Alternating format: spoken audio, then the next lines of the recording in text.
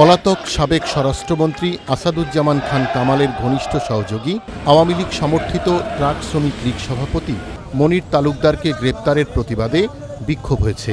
প্রথমে সড়ক অবরোধ ও পরে থানা ঘেরাও করে বিক্ষোভ দেখায় আওয়ামী শ্রমিক লীগের নেতাকর্মী সমর্থকরা।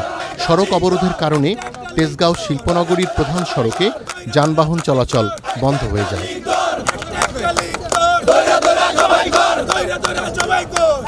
খবর পেয়ে বিএনপি ও শ্রমিক দলের নেতাকর্মীরা শিল্পাঞ্চল থানার সামনে এসে আওয়ামী শ্রমিক লীগ নেতাকর্মীদের ধাওয়া করে তাড়িয়ে দিলে যানবাহন চলাচল আবার শুরু হয়।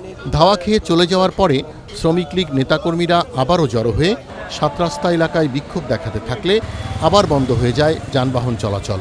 রাস্তায় আগুন জ্বালিয়ে বিক্ষোভ দেখায় শ্রমিক লীগের কর্মীরা।